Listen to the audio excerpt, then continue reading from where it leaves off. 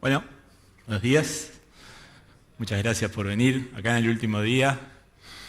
Y voy a hablarles del estado del mapa GeneXus. Bueno, no sé si se ve bien. Eso es un mapa de madera. Es un cuadro, es una obra de arte. Más allá de si es lindo o no, si les gusta o no, les quería contar un poco cómo se hizo eso. Hay un estadounidense que hizo un emprendimiento en el cual se baja archivos de OpenStreetMap, que es uno de los líderes es una base de datos comunitaria open source que tiene información geográfica. Se baja ese archivo, lo procesa con una tool que se llama ArcMap, que es de la comunidad de Esri, y lo transforma en una imagen de vectores, en un raster. Y eso se lo pasa a una máquina industrial con láser que corta con total precisión ese archivo de raster que se generó.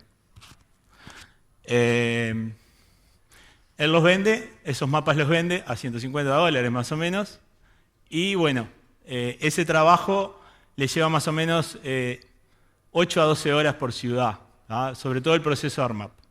Entonces empezó una segunda etapa en la que empezó a automatizar eso, y esa imagen de la ciudad, ese archivo con las coordenadas de la ciudad, se lo graba en su geodatabase, en una base de datos geográfica. Con eso genera automáticamente genera el archivo raster y bueno, lo lleva a esa máquina industrial que lo corta. Me pareció un lindo ejemplo para ver la cantidad de aplicaciones, la cantidad de cosas que se pueden hacer con la información geográfica. Hoy lo que vamos a estar viendo acá es un poco eso, es el estado del mapa, le llamamos a lo que estamos haciendo en GeneXus con la tecnología de la información aplicada a la geografía. Pero no solo lo que estamos haciendo nosotros, obviamente lo que está haciendo la comunidad, ya hay muchos clientes, muchos de ustedes que están haciendo cosas, y cosas que vemos en el mundo de afuera, ¿tá? Algunos patrones, hay sistemas muy especializados, los GIS son sistemas que trabajan con la información geográfica hace tiempo, hacen cosas muy interesantes, son software específicos para eso, y nosotros de alguna forma tenemos una cantidad de cosas para ofrecer, para interactuar con ellos, o para hacer alguna de estas cosas que antes era difícil hacer, y ahora ya nosotros, la tecnología nos ha permitido, por ejemplo, que las bases de datos relacionales tienen ahora información geográfica almacenada. Entonces, bueno, básicamente les voy a empezar a contar algunos ejemplos que he visto en el mundo real, por decirlo así, que no son de la comunidad GeneXus. Este es un típico proyecto, esto es en la ciudad de Milán, y es un proyecto para marcar y visualizar los cruces en silla de ruedas, ¿tá? O sea, esto es un mapa donde la gente puede ingresar datos o visualizar los datos. Y tiene una validación, ¿no? Los puntitos azules son datos que se ingresaron, los verdes se revisaron, ¿tá? Tiene un valor enorme para la comunidad, ¿sí? Y es algo relativamente sencillo de hacer. Estaba nominado dentro de los premios de la... yo el nombre de la charla se lo robé al estado del mapa, que es el nombre de la Conferencia Mundial de OpenStreetMap. Para este año está nominado, uno de ellos es que es una aplicación de estacionamiento. Se llama Parker Lines, eso es en Helsinki, y básicamente lo que hace, muestra con líneas de colores, en rojo donde no se puede estacionar, en azul donde el estacionamiento es tarifado y en verde donde el estacionamiento es libre. Y eso va cambiando porque va cambiando con las fechas, con las horas, ¿tá? Tienen unas animaciones, las líneas se prenden y se apagan. Está muy bueno. Bueno, este es otro ejemplo que está lleno en el mundo. De hecho, yo sigo bastante a la comunidad Esri, que tiene una cantidad de productos interesantes. El año pasado hablaban de una ciudad que todo su sistema de servicios y de reclamos estaba basado en un gran mapa donde todos los usuarios podían entrar ahí y reportar cualquiera de los incidentes. Esto es algo parecido, lo hizo el gobierno de Portugal en Islas Azores, ¿tá? Y uno ahí puede filtrar por cada una de las islas y puede dar de alta. Por ejemplo, hay residuos en una zona que no debería, ese es el puntito verde que está marcado. Y uno, lo mismo, puede ingresar datos o puede visualizar datos que aportan a la comunidad. ¿Tá? Esto está hecho, la capa base de mapas, allá abajo se lee, dice Leaflet, después les voy a contar un poquito de eso, pero básicamente es una aplicación que usa la base de datos de OpenStreetMap. Y después otra cosa que hay mucho es proyectos de ayuda humanitaria, ¿no? Cuando hay el huracán Dorian, por ejemplo, que devastó Bahamas y parte de la costa de Estados Unidos, es muy común que rápidamente se ofrezcan aplicaciones que permiten recabar datos rápidamente para poder tomar acciones en base a eso. Poder hacer un análisis, lo que es un análisis espacial de la situación y poder resolverlo. Esto, por ejemplo, es en Somalia y ese primer polígono, esto se hizo con PostGIS, que es de Postgres, es el GIS de Postgres. Se marca ahí en un polígono una zona donde hay residuos contaminantes y se buscan rutas para evacuar esos residuos. Y dependiendo de otros factores, la ruta es más o menos peligrosa. Por ejemplo, la parte roja atravesada por zonas donde había escuelas o podía traer algún otro problema la distribución. Esto hay, por ejemplo, Médicos Sin Fronteras, hay muchas organizaciones que usan este tipo de aplicaciones que lo que permiten es, de alguna forma, rápidamente recabar datos y poder hacer un análisis rápido para actuar. Esta es una aplicación rusa de la empresa Ubrika. Es una típica aplicación de ruteo. ¿Tá? Quiero ir de un punto a otro, lo vemos en Google Maps, en Waze, hay una cantidad de aplicaciones que hacen esto. Ellos lo que hicieron es una aplicación offline, tanto Android como iOS, y lo que hacen es que fue iniciada más con un fin turístico y te muestran, para ir de un lugar a otro, no el camino más rápido, sino el camino con más verde, el camino más tranquilo, el camino donde hay mejor calidad de aire. ¿No?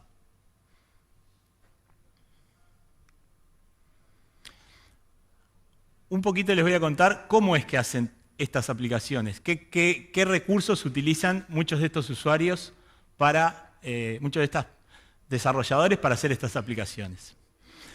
Por ejemplo, en el caso de Esri, que ya les había mencionado, una de las cosas que les brinda a todos sus clientes es un par de aplicaciones que se pueden customizar. La primera se llama Collector y la segunda se llama Survey 123. Collector es justamente eso, es una aplicación que tengo en el celular y que me permite dar de alta datos. Ellos me permiten customizar en esa aplicación qué datos voy a cargar, cambiarle el título, cambiarle los colores. O sea, es una aplicación customizable, pero básicamente me permite dar de alta datos de coordenadas. Y Survey es básicamente lo mismo, es una encuesta, me permite definir una encuesta, me permite definir las preguntas de esa encuesta y generalmente esto termina con un dato geográfico que es ingresado. Esta, por ejemplo, es algo parecido, esto se llama Open Data Kit, es una aplicación que hicieron, hay otra API muy conocida en el mercado que se llama Mapbox, empezaron usando datos de OpenStreetMap, pero ahora tienen esos datos, ellos los procesan, tienen imágenes de la NASA también y datos de la NASA y tienen su propia API y una cantidad de funcionalidades de geografía. Y bueno, junto con otra empresa desarrollaron esa aplicación, que es básicamente parecida a la anterior, que permite hacer lo mismo, permite dar de alta datos, no solo puntos o líneas, también polígonos, ¿no? Pero básicamente es una herramienta que usan muchos de los usuarios de Mapbox hoy en día. Y bueno, y así como les decía, para dar de alta datos también tenemos aplicaciones de ruteo, de direccionamiento. ¿Tá?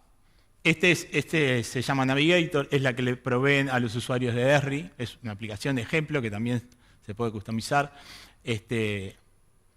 Muy parecido a lo que podemos ver con Waze o Google Maps. Y otra aplicación que se llama Tracker, que la podríamos comparar con las aplicaciones de estilo Runkeeper, las aplicaciones deportivas que me permiten ver por dónde yo estoy caminando o por dónde yo estoy circulando. ¿Tá? Y además estas aplicaciones, algunas de ellas, la Tracker específicamente, saca estadísticas, me dice a qué velocidad fui, saca patrones y todos los días estoy yendo por el mismo lugar. En fin, son aplicaciones que pueden agregársele funcionalidades, pero esencialmente estas son las aplicaciones que usan los usuarios que crean las aplicaciones anteriores.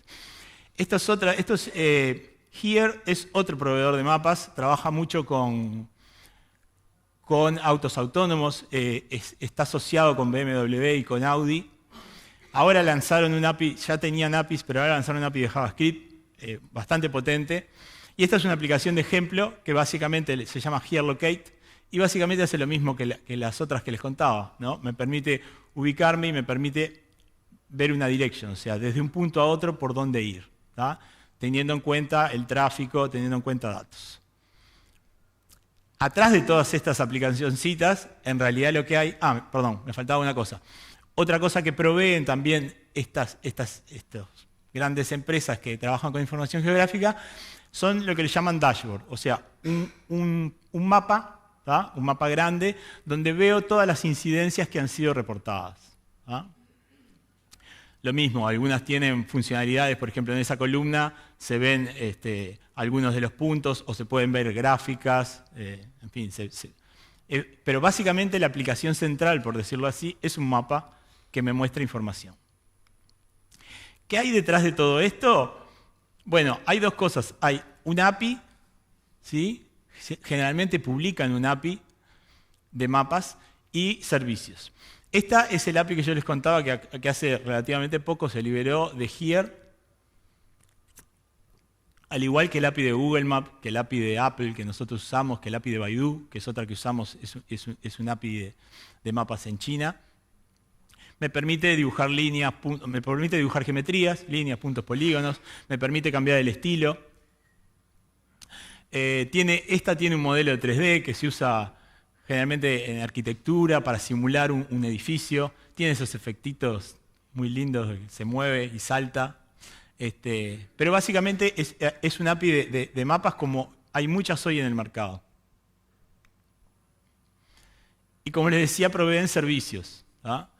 Este es el ejemplo que yo les pongo ahí, es el ejemplo de Mapbox, que tiene un servicio de geocoding. Geocoding es, le doy una dirección y me devuelve las coordenadas.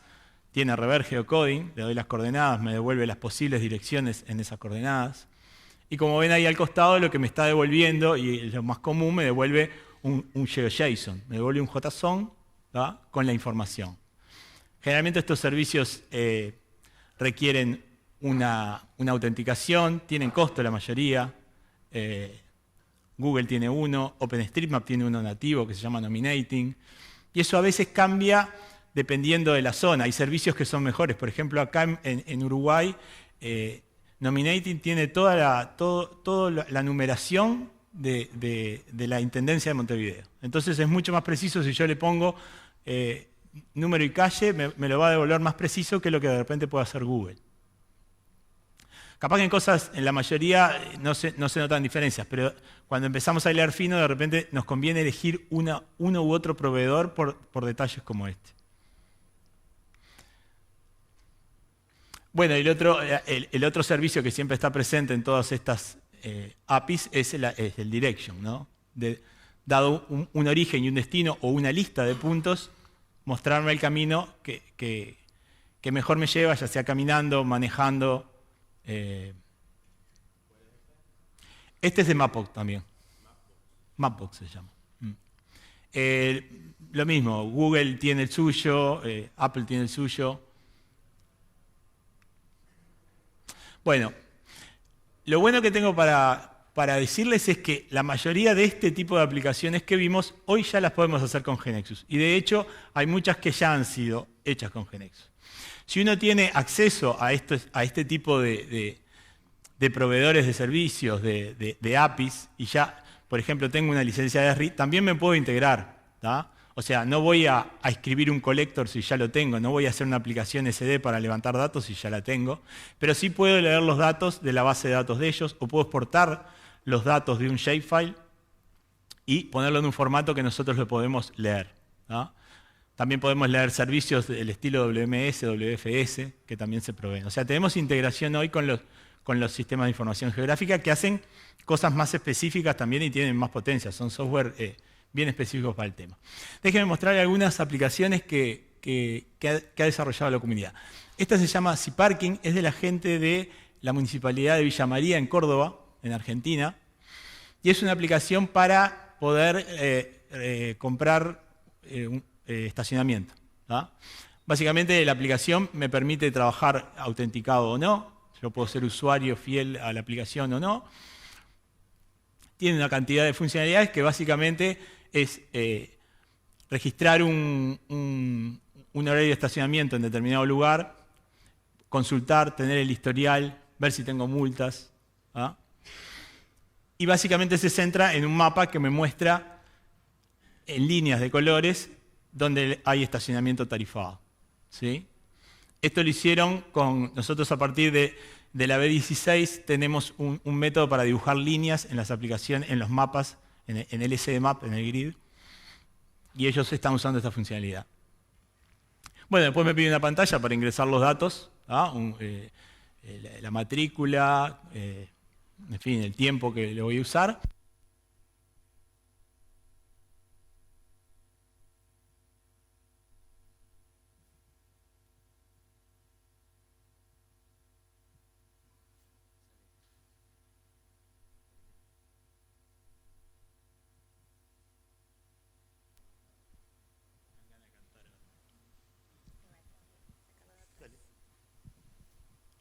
Hola. Bueno, esta misma aplicación la usan los inspectores de la Municipalidad de Villa María. ¿Tá? Y con eso controlan si hay autos estacionados que están en infracción. ¿Tá? Esto es la compañía forestal de acá de Uruguay. Ellos tienen varias aplicaciones. ¿Tá? Básicamente en el campo tienen lo que definen zonas como montes, parcelas que son más chicas, tienen potreros. ¿tá? Entonces, una de esas aplicaciones que me mostró Giordano, ellos lo que hacen es, de alguna forma, filtran algunos datos, a ver si van a trabajar con un monte, con un potrero o con una parcela. Visualizan los datos que tienen allí. ¿tá? Y después por cada uno de ese sector, dependiendo de lo que hayan seleccionado, tienen información que los lleva a visualizar. Es una aplicación de visualización, pero que es muy útil, lo que decía Sebastián en la charla anterior. O sea, si esto me lo dan en una tabla, en forma tabular, es totalmente diferente la experiencia de usuario que puede tener. Bueno, esta aplicación de Surco Seguros, también de acá de Uruguay, con Daniel y Luis me mostraron esta aplicación que me pareció muy, muy buena. Ellos, es una aplicación que usan los peritos, tienen los campos cuando hay, que están asegurados, cuando hay algún daño por una tormenta, por lo que fuera, tienen que ir los peritos a validar, a ver cuál es el estado del mismo. Ellos tienen una aplicación SD que lo que tiene les muestra dónde se encuentra ese campo que tienen que ir a inspeccionar. Eso a bajo nivel es un archivo KML que estamos mostrando. Ya tiene información precargada, ¿tá? Tienen datos del campo que ellos pueden ver. Es una aplicación offline, obviamente, porque no tienen mucha conectividad en el campo. Cuando están en el campo pueden dar de alta datos. ¿tá? Ahí van cargando la información que van viendo. Y después tienen todo lo que es el proceso pesado de la aplicación, ¿no? Ellos tienen tablas donde, dependiendo de si es una plantación de arroz, una plantación de soja, tienen tablas con porcentajes y con eso sacan un estimativo de los daños que tuvo o no el campo. ¿tá? Eso es toda una parte bastante pesada, pero que se acompasa con la otra parte, que es la parte geográfica, por decirlo así, de la aplicación. Bueno, esta aplicación no les voy a contar mucho porque el año pasado tuvimos otra instancia de esta charla. Mientras vayamos evolucionando en todo lo que es información geográfica, vamos a seguir teniendo estas charlas en los eventos. Esta es una aplicación que a mí me toca parte del desarrollo que estamos haciendo con el Instituto Antártico Uruguayo. La usan los científicos que van a la Antártida entre noviembre y marzo, por las inclemencias del tiempo, es cuando hacen campañas definen proyectos e investigan allí mismo, hacen recorridas, ¿tá? Y levantan datos. Esto básicamente yo lo mencioné de nuevo porque esto es el collector, es el Open Data Kit simplificado que lo hicimos con GeneXus, ¿sí? Hasta el año además tiene un pequeño dashboard allí abajo donde se puede ver donde cada uno de los científicos estuvo levantando muestras, y este año le agregamos la parte de el drawline, ¿no? de ver por dónde fue cada uno en su recorrido, y hacer un análisis espacial muy sencillo, por ejemplo, decir, bueno, por determinada zona no cubrimos, ¿tá? Imagínense que ellos van con las inclemencias del tiempo, con unas manoplas, manejar la aplicación, la interfaz de usuario tiene que ser muy sencilla porque no tienen dedos, básicamente. Y bueno, les permite rápidamente tener una visión clara de por qué lugares fueron y por cuáles no. Y después esta aplicación que ahora en un rato Germán Dota le va a estar hablando de lo que hicieron en Soy Delivery. Soy Delivery es una aplicación de logística. Tiene básicamente una aplicación esta es la aplicación de los conductores, ¿tá? Cuando le asignan un pedido a un conductor, ellos tienen, la aplicación les dice les recomienda por dónde ir, tienen un mapa donde ven todos sus pedidos, y después hay una aplicación de los clientes, quienes están esperando el pedido, que pueden seguir y ver por dónde está yendo el pedido de ellos. Pero además yo se los traje como ejemplo porque ellos tienen un dashboard bien interesante donde muestran todas las zonas de la ciudad. Tienen allí todos los pedidos que están en el momento vivos, y ellos tienen forma de definir un polígono inline, que eso es algo que vamos a incluir en GeneXus, poder definir el polígono y a partir de asignarle ese polígono a un conductor y calcular allí la ruta que debe hacer para entregar esos pedidos. Que la ruta no depende solo del camino más corto, sino que depende de otros valores del negocio, como la urgencia del pedido o otros factores, ¿sí? Esto creo que es a las 11:45 en la 2C. Va a estar Germán hablando de los detalles de esta aplicación. Bueno, ¿qué estamos haciendo en GeneXus con información geográfica? ¿Qué hemos hecho este último año, básicamente? Bueno, a ver, lo que nosotros nos propusimos es poder hacer de una forma más fácil una aplicación del estilo Uber o Cabify o Easy Taxi, ¿no? A nivel de Smart Device, lo que nosotros queríamos construir es una aplicación que me muestra dónde estoy, le doy un lugar a dónde ir y me muestra el camino que tengo que llevar, ¿tá? Este año le agregamos poder ver la flota y poder seguir cuando arranca la aplicación o mientras estoy esperando el taxi, por ejemplo, poder ver por dónde está yendo, ¿tá? ¿Cómo se implementa esto en GeneXus? Bueno, nosotros tenemos dos propiedades que cualquier cosa pueden verlo en la documentación que está en el wiki o en la charla del año pasado, hablamos un poco de esto. Se llaman Selection y Direction Layer. La Selection me permite una navegación del mapa, donde puedo arrastrar el mapa y quedar con el icono del centro. Y la Direction, que es la que hace el ruteo, básicamente, ¿tá? Cuando se prenden son propiedades booleanas que me habilitan otra cantidad de propiedades, como por ejemplo el icono, el color de la línea, el grosor, etc. Esta funcionalidad nosotros la liberamos el año pasado para iOS, y en el upgrade 3 la habíamos liberado, la teníamos para liberar para Android, ¿tá? En lo que es Google Maps, ¿no? Y para iOS, que también usa Google Maps.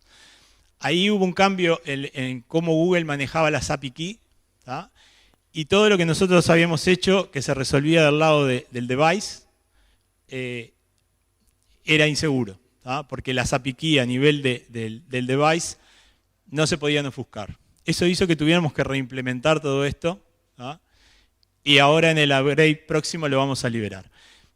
Lo comento porque son de esas cosas que, de alguna forma, si bien nosotros tuvimos que hacer un trabajo adicional donde pasamos toda esta implementación al server, publicamos ahora un servicio REST automáticamente que tiene esto, y le decimos a los usuarios que lo usen atrás con determinadas medidas de seguridad o con GAM o con algún sistema de autenticación, son de esas cosas que van cambiando y que en GeneXus de alguna forma le facilitamos al usuario no tener que volver a reimplementar algo que ya tenía. ¿Tá? Bueno, y el animation, el esquema es básicamente parecido al de las otras dos capas que les mencioné. Lo que se tiene es, en las aplicaciones SD, lo que nosotros tenemos, lo tenemos definido a nivel de grid. O sea, un grid le digo que es de tipo SDMaps, y eso significa que los puntos de un grid, que los vería en una tabla, los veo asociado a un atributo que tenga coordenadas geográficas, ya sea geolocation o geography, los veo como un mapa. Bueno, cuando tengo SDMaps, tengo una propiedad que se llama animation layer, que es un booleano y básicamente me habilita las 4 propiedades que están abajo. Me dice qué atributo es el que voy a mostrar, me dice la duración de la animación y me dice el comportamiento de la misma. Básicamente son 3 comportamientos. Yo una animación puedo que empiece, como es esta primera, y termine, y el icono desaparezca. Puedo que empiece, termine y quede allí, o puedo que sea repetitiva, que la información, que la animación se mantenga. Básicamente esto lo que resuelve es que yo antes de tener el animation, imagínense que tenía mi flota o uno de mis autos que sé en qué posición va cambiando. Yo veía un punto, a los 2 segundos lo podía refrescar porque tenía la posición de donde está ahora el otro punto. Con esto podemos generar ese trayecto, podemos hacer una animación entre un punto y el otro y emular el movimiento del auto. Perdón, no dije, esto está habilitado desde... está liberado en el Upgrade 5 para iOS y estamos trabajando para liberarlo en Android en breve. ¿Qué más estuvimos haciendo? Bueno, lo otro que estamos haciendo, que ya lo habíamos comentado el año pasado, seguimos, es un trabajo bastante grande. Nosotros hasta que las bases de datos empezamos a usar el tipo de datos nativo de la base de datos, lo que teníamos almacenado como coordenadas geográficas era un character. Era un dominio que tenía determinado formato y tenía latitud, coma, longitud concatenado. De hecho, hay DBMS que todavía no tienen información geográfica y esta información la vamos a mantener, ¿no? Esta forma de representar la información geográfica. Pero a nivel de la base de datos, si podemos usar los tipos de datos nativos, la geografía, tenemos una cantidad de ventajas, ¿no? Porque las bases de datos nos ofrecen, por ejemplo, funciones de intersección, de punto en polígono, cosas que se pueden resolver nativas en la base de datos. Entonces lo que nosotros estamos haciendo es igualando todo lo que teníamos con Geolocation Domain, igualándolo con Geography. Ese es el trabajo que estamos haciendo y quienes puedan, la idea es que usen Geography mejor que Geolocation. Van a tener más ventajas al final del día. ¿Cómo lo van a ver ustedes? Bueno, este external object, que es un external object nuevo, que vendría a ser el homónimo al Geolocation external object que teníamos desde B15, en el Upgrade 5 tiene estas 3 funcionalidades. El Calculate Direction, que es el que me permite el ruteo, básicamente. En el USAVE ya tiene todo esto. Repetimos de alguna forma, hicimos todo el trabajo de todas las funciones que tenían como input o como salida un Geolocation Domain, ahora tiene como input o salida un Geography, Data Type o Geopoint o Geoline.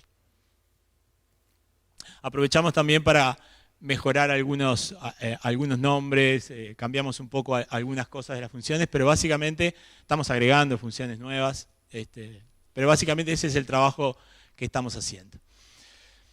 Bueno, y después otra cosa que nos pasó este año fue el tema del tracking. Nosotros tenemos una funcionalidad a nivel de geolocation, que ahora ya la tenemos en el external object de map también, que nos permite el traqueo. Nos permite prender un tracking e ir guardando cada X tiempo o cada X metros las coordenadas. Lo que pasó ahora es que a partir de Android 8 y 9, muchos usuarios nos empezaron a decir que el tracking no terminaba, que le registraba unos puntos y en determinado momento se cortaba. Estos son por restricciones que puso Android, donde no aceptaba que por más que uno le configurara con todo ese ahorro de energía que tiene con lo que se llama el 12, que permite que no queden aplicaciones corriendo en background, hacía que se muriera el tracking. Entonces ahora lo que hicimos, definimos este servicio de traqueo como un foreground service, o sea, cambiamos básicamente la implementación del tracking, lo pusimos como un parámetro opcional por ahora, en un futuro seguramente siempre va a ser con esto. Y bueno, eso nos llevó un par de meses de trabajo y ahora ya está publicado. Bueno, y a nivel, no les conté mucho a nivel de web. A nivel de web lo que estamos haciendo, nosotros tenemos un control que distribuimos con todos los upgrades, que además se va manteniendo en el marketplace, que es el map control. Ese control tiene un SDT que fue definido, que tiene una cantidad de funcionalidades donde ahí se ingresan las coordenadas. Y bueno, lo que estamos haciendo es reescribiendo todo eso, ¿tá? Lo estamos reescribiendo, ya lo tenemos público en un proyecto en lo que estamos haciendo. Lo estamos haciendo con HTML y con Leaflet. Por esto que les decía al principio, Leaflet es un proveedor de JavaScript, de geografía que me permite cambiar el proveedor. Puedo usar mapas de OpenStreetMap, puedo usar mapas de Esri, ¿tá? Puedo tener un abanico más grande de proveedores de cartografía, ¿tá? También, obviamente, va a tener lo que es Google. Y bueno, en ese proyecto estamos. Todavía no tenemos algo publicable, lo estamos usando en nuestro generador Angular, porque esto también va a servir para SD. Bueno, como les decía un poco al principio, para ir terminando, les mostré un poco qué cosas vemos nosotros que hay en la tecnología de la información aplicada a la geografía. Les mostramos qué hizo la comunidad, cómo se hacen esas cosas, y les dejamos a ustedes un poco el final de ver si tienen argumentos suficientes, ¿tá? Si de alguna forma los convencimos de que usar información geográfica en sus aplicaciones tiene gran valor y que al momento de construir, al momento de ser builder de aplicaciones, tengan en cuenta esta tecnología. Bueno, es todo por ahora. Muchas gracias.